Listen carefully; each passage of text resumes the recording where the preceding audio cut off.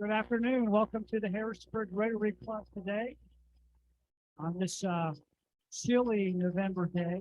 We're getting closer to winter, but it's good to see you guys here. And we'll start today like we always do with the four-way test. So please join me in the things we think, say.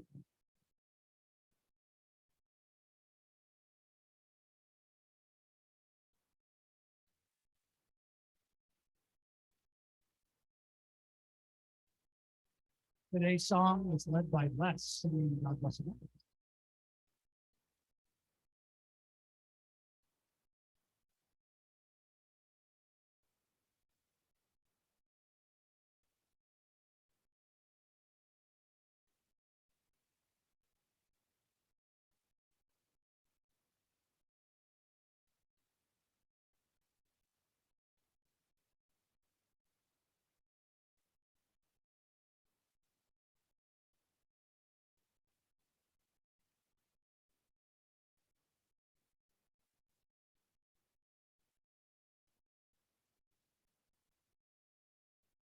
Now, it's time for the Pledge of Allegiance.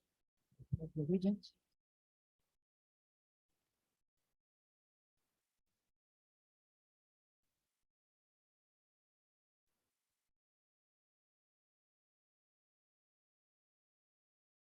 Faith invocation. We'd like to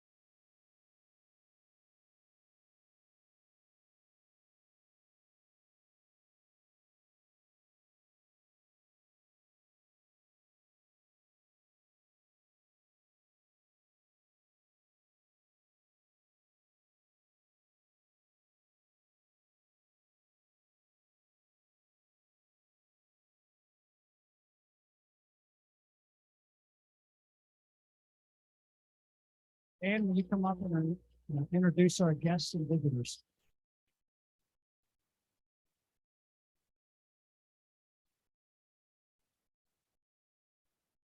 Have one guest today, and that is our speaker, Mr. Hepler. She is with Adagio House.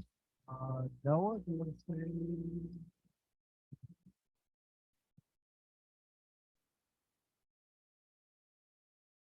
Okay, yeah, we'll get your more introduction on you just in a minute. Great. Well, first of all, this a chance for anybody to have any family of Rotary items that have not been brought to my attention. You can either think what's going on. None.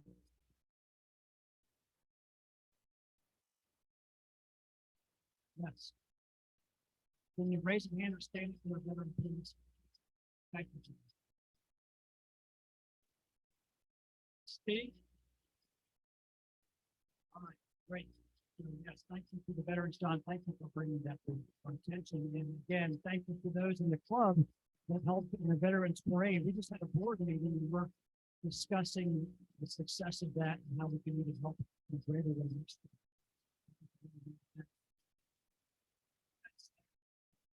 Announcements, and we've got a few things that we're going to do this morning before we do announce our speaker.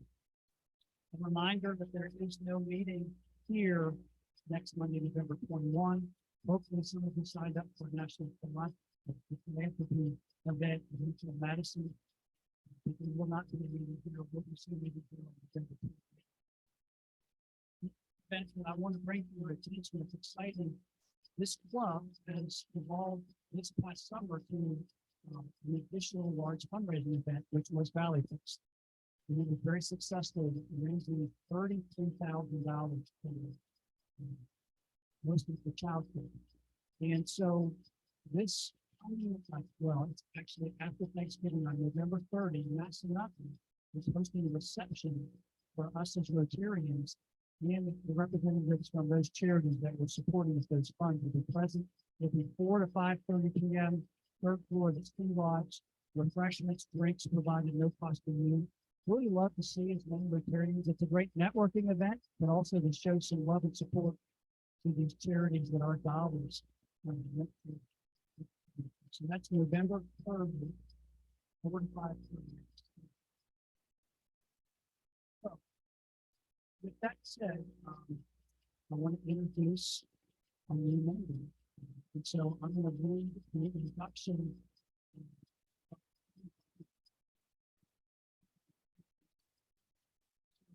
One of our favorite things to do.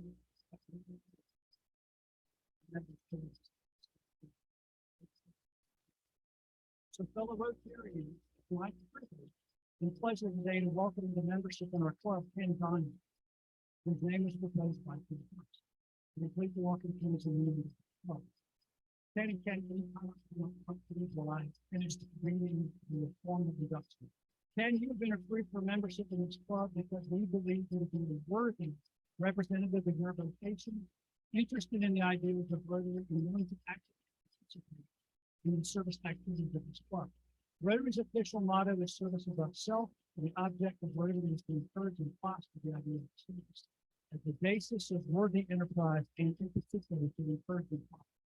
First, the development of acquaintance and opportunities. Second, high ethical standards in business and profession, the recognition of the worthiness of all useful occupation, and the dignifying of each Rotarian's occupation in society. Third, the application of the ideal of service to each Rotarian's personal, business, and community. Fourth, the advancement of international understanding, goodwill, and peace through a world fellowship of business and professional persons united in the ideal of service. Now inducted into the membership in the Rotary Club of Harrison, Virginia, into the fellowship of Rotary throughout the world.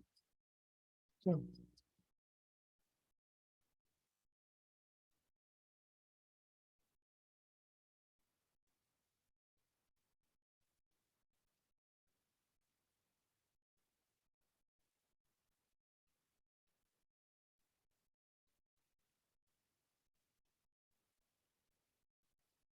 please stand and um, induct you into the membership of Rotary and peace throughout the world. We now induct you. Um, I'm sorry, Ken. Please present your member pin, and all members, please rise. Ken, welcome to the Rotary Club of Harrison, fellow Rotarians, and happy to present to you our newest member. Please welcome them to our club.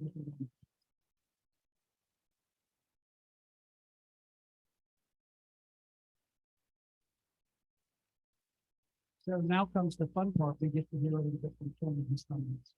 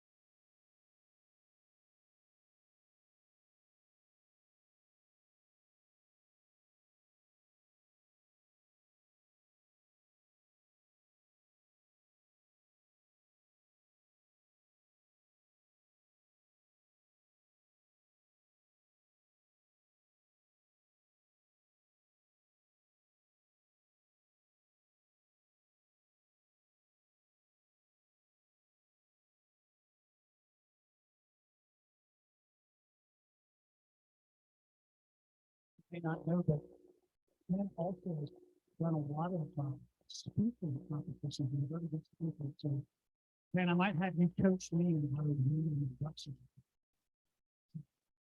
I'll get with you later. It really isn't that hard, but so with that said, another guy.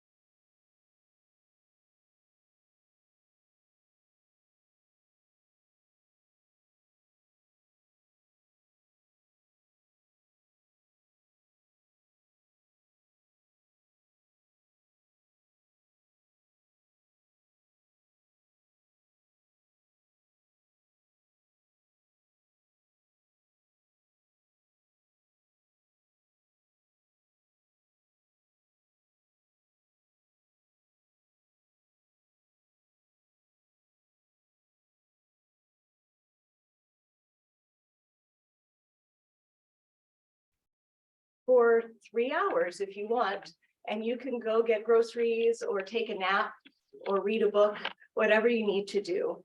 And so we're really excited about that program. We really believe that there are ways in which we need to build up supports for caregivers to be able to do things. And one of those supports is next summer, we're going to be launching our first day program for teenagers with intellectual and developmental disabilities. It is the only program like it in the area. There's lots of stuff for older people, for adults. There's stuff for younger people, but people don't often think about the fact that a 16-year-old might still need that level of care, right? So we plan to serve 6 teenagers next summer in our first day program. This is our structure. We talk about care a lot at Adagio House. So clinical services, advocacy, relationships, and education. Those levels underneath the big titles are not because those things fall underneath each other. It's just space. We didn't have room to put everything in there that we have. So right now we offer psychotherapy, and we have our first occupational therapist coming on board in January. We'll be hiring a speech pathologist to follow that, and a psychologist will be coming on board soon too.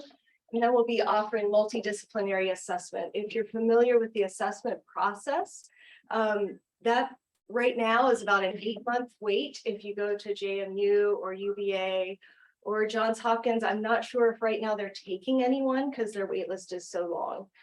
So we're really excited to be able to serve our community through this assessment process to help parents particularly understand what's going on with their kiddos, whether it's autism or ADHD or something entirely different.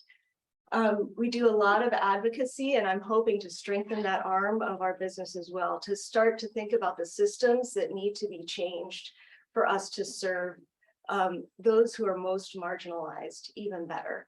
I find that a lot of systems that we have in place do a good job of helping people keep their head above water, but it's hard to really thrive in that space because you're doing so much struggling just to breathe.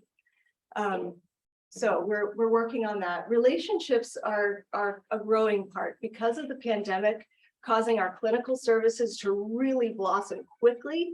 We kind of let the community side of things sit because we couldn't get together in person and we couldn't do these other things that we had hoped that we would do. So just this year, we started our respite care. We hired a life coach. So sometimes coaching is a little less intimidating than therapy. And also some people don't need therapy. They just need someone to help them through a particular thing, a transition or whatever, that can be incredibly useful. We have coaching circles. Our day program, like I mentioned, eventually someday we want to do supportive living services, have a residential program. And then after we support the disabled loved ones well, we want to have a retreat center focused on caregivers so that caregivers can actually get away and they can have space to breathe. Education happens all through our organization. We have graduate and undergraduate interns. We have license eligible workers from different levels. And we do, as is the thing right now, social media. We attempt to post things on social media that teach people about the kinds of things we care about. So that's our structure. We offer attachment-based services, and by that I do mean relationship-based services. We believe that I'm a former pastor, and when I think about who God is, I think about God in relationship with us. And I believe that that translates into our very makeup as human beings, that we are intended to be in relationship with others. And so I spend a lot of time thinking about the quality and the nature of those relationships. We get a lot of great client feedback because of our focus on relationships. We are always working at connecting others with people who understand, whether that's in the therapy room with a therapist that is a good fit, or with another person in the community who's been through something similar in coaching circles and that sort of thing. We're all about helping people make connections. Our staff feels that a great deal in their work. because we try to make it an environment where staff can connect with one another as well. So there's support all around. Burnout is a big thing in therapy. We have currently, I think it's under 5 years that people stick it out as a psychotherapist because the work is so hard. And so we've designed our work to be a 4-day work week. We are committed to being a living wage employer, and we have a gold level certification through the Harrisonburg-Rockingham Living Wage Campaign. And we try to make space in every week for staff to support one another in the hard spaces. So we've built ourselves to be so much more than just a counseling center. We are here to help build community for caregivers and their disabled loved ones. We're creating a peaceful and calm space for healing in so many ways. And these strengths have never been more critical. There's a report that suggests that 61% of young adults and 51% of mothers with young children feel serious loneliness. And it appears to have increased since the pandemic started. That's from Harvard's Graduate School of Education. US News says 4 in 10 US adults who need mental health care are not able to access it. And according to Mental Health America, Virginia remains one of the lower ranked states for mental health access for children, teens, and adults with disabilities. Archangels did a study finding that 70% of caregivers throughout the US were experiencing depression, anxiety, suicidal thoughts, or other mental health issues. And that number is even higher, 85% among adults who are both parents and unpaid caregivers of adults. We are social beings. Community is critical for us to thrive. We're not meant to live in isolation. Community is the antidote to isolation.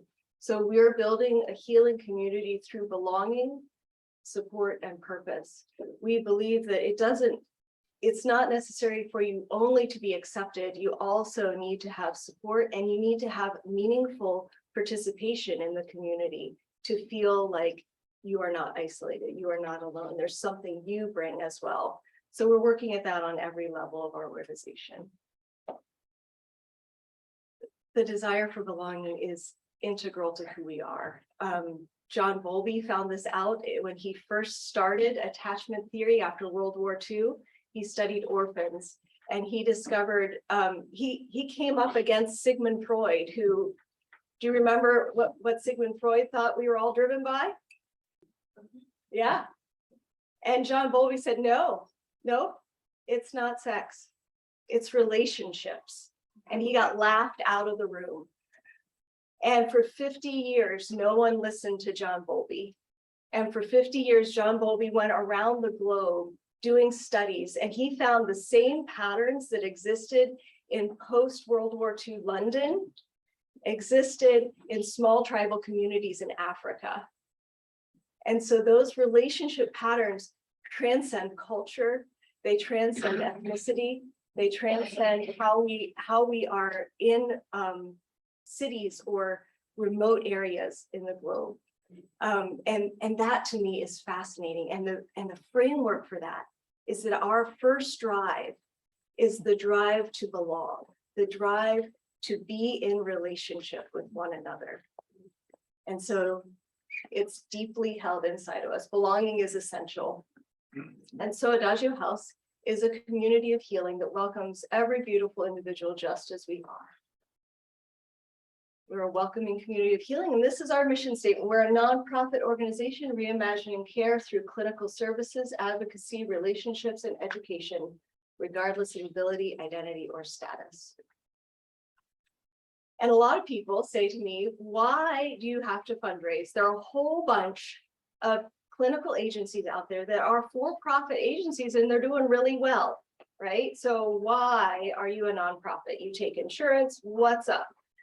So I'm going to give you a little example. We made a very intentional choice to take Medicaid. And I don't know how familiar you all are with the Medicaid system, but one of the things that happens in the Medicaid system is that it is insurance fraud to ask someone who has Medicaid to give money for a service that is supposed to be covered by Medicaid. So if a commercial insurance client cancels on us 10 minutes before their session, and there's nothing wrong, they're just saying, you know what, I can't come today because whatever. We charge them a cancellation fee. We cannot charge Medicaid clients a cancellation fee. And so when our Medicaid clients cancel, we have an open spot, or they don't show up. We have an open spot that can't be covered. Last month alone, we lost $3,300 in Medicaid no-shows. It's a big deal to take Medicaid. That's why a lot of psychotherapists in town don't do it. We also have a whole big population in Harrisonburg that is called the ALICE population. Anyone familiar with what ALICE stands for? So we have our asset limited, income constrained, and employed population. They tend to be underinsured, and that means that they have a high deductible plan. So they walk in the door for psychotherapy and they want to see a licensed therapist, and we say that'll be $125 an hour, and they say, okay, I think my insurance will cover it. And we go and we submit it, and the insurance says, no, we're not covering that till you meet your $10,000 deductible. And how many psychotherapy sessions do you need to have to meet a $10,000 deductible at $125 an hour? It's a lot, right? So we have people who cannot afford to have therapy because they have a high deductible insurance policy that isn't covering them well enough. And so we offer what we call a compassion fund, and people can apply for our compassion fund. We say that if the complexity of the case requires that a licensed therapist is the person for that case, we will supplement that cost up to 100% depending on the level of need. If they can see a resident in counseling or a supervisee in social work, if the case is not that complex, we can reduce that amount a little bit for them and for us. And if their case really isn't complex and they just need to get in and see somebody who's pretty good at what they do, but they're still learning a lot, they can see a graduate intern, and we can reduce their cost significantly there. So we have our therapy compassion fund. We also, apart from therapy, insurance does not support anything that we do. So it doesn't support respite, it doesn't support coaching. It won't support our day program until we get licensed through DBHDS, the Department of Behavioral Health and Developmental Services, which is an incredibly long process. And we're just about to submit our 64-page application, probably this week, which is really exciting. But then we'll be getting Medicaid funding for those services, which again, we're a gold level living wage employer in Harrisonburg, and guess how much Medicaid reimburses for day programs? It's not a living wage, it's $12.80 an hour. And so we have to figure out ways to help these salaried employees gain a living wage and not commit insurance fraud by supplementing the Medicaid reimbursement rate. So we have ideas about how to do these things. They can't just do Medicaid direct service, right? We have lots of ideas on ways we can continue to offer living wage and offer services that will allow us to have continuity of care for all of our clients. And we're really excited about that. To have our compassion fund fully funded, we figure that's going to be about $100,000 annually. There's a lot of need in Harrisonburg. And we got a wonderful $10,000 grant from Rockingham County in July, and we had used it all up by the end of August. So it's a real need. Our summer day program, next summer, we figure it's going to be costing us about $2,000 per person for 10 weeks. And we plan to serve 6 individuals. So it'll be about $12,000 to do our summer day program. We plan to purchase a van that we can drive our students around. We're partnering with Rockingham County Schools, and we are going to be using some of their facilities, and we're going to be taking the students on field trips. So we're really excited. If any of you have places that you think it would be fun for our teenagers to come visit sometime during the summer, I think our field trip days are going to either be Wednesdays or Thursdays. So we're really excited about that. We also have some beautiful fencing at Adagio House. It's a chain link that's been repaired with barbed wire, which is really neat. We have right now a client, she has a severe complex trauma history. She's 8 years old. She's been adopted by a single mama who's got a beautiful heart, and she's a runner. And we try to do therapy outside, and because she loves being outdoors. And when we do that, mom needs to be there with a friend to help me back up, and we just send 2 therapists out. So that we have 4 people for this one little girl to keep her safe. And one night, even with those 4 people, that little girl got away. And we called Harrisonburg Police Department. It took us an hour to find her, and she was almost a mile from the building. We really need a safe fence that she can't climb. So we're thinking a 6-foot privacy fence. We also have a grant that I'm not allowed to say much about yet, but we're going to be announcing it soon, and we're really excited about it, to help replace our front entrance ramp. If you can see on the left-hand side there's a 12 to 18-inch drop without a railing on our too skinny concrete ramp. And so my board member, who's in a wheelchair, the first time she went up the ramp, she's like, "It's a good thing I'm a good driver." And I said, yes, it is. Because if she would just slip a wheel, she'd be rolling down a small incline toward a dogwood tree or a large rock. We now have an elderly gentleman in a wheelchair that's a bit larger than hers, and he's not as good a driver as she is. And I get nervous every time I see him on our agenda for the day, because I'm worried that he's not going to make it in the door. But that should be fixed in 2023, and we're super excited about it. So I know that you all end at 1 o'clock, and I want to make sure there's a little bit of time for any questions or thoughts. I've managed to stay up there the whole time. I'm going to come down now, if that's all right. Questions? I'll start with one. Seems like we've heard from another of our speakers that there is a shortage of counselors and psychotherapists. You have both in your organization, and what is that accurate? Like, what would be the reason? Is there less folks going down that path in education? So I have a few theories. One is that it's so difficult to work with insurance companies and get reimbursement. And so it kind of drives people away from it. We have a lot of psychotherapists in Harrisonburg who choose not to take insurance at all and choose the self-pay route, which is perfectly acceptable, but less accessible. And so I think that there's a lot of complexity surrounding our healthcare system and how people can feel like they can have a fulfilling career that allows them to have time outside of work to do other things and not get burnt out.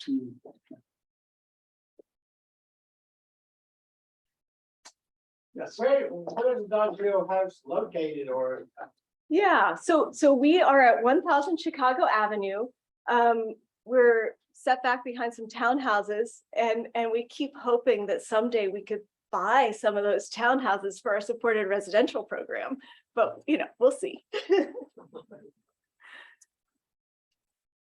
Is that a building that you own or lease? So my husband and I own it. We are starting the Adagio House Foundation next year, and they are going to be a capital fundraising arm, 501c3, that will be able to purchase the building for my husband and I, and also run our endowment fund in the future.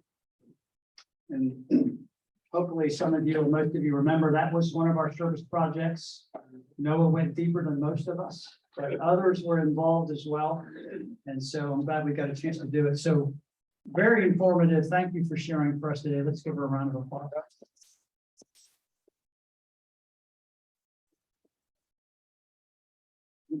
Yeah, and again, I can't miss a moment to say another speaker that reinforces what Rotary's about. When you said that people are longing for belonging to something, and so that's why it's great to show up here every week with fine folks that you guys are, and to get to encourage each other and be together with a group like Rotarians. So thank you for coming again, and we are adjourned.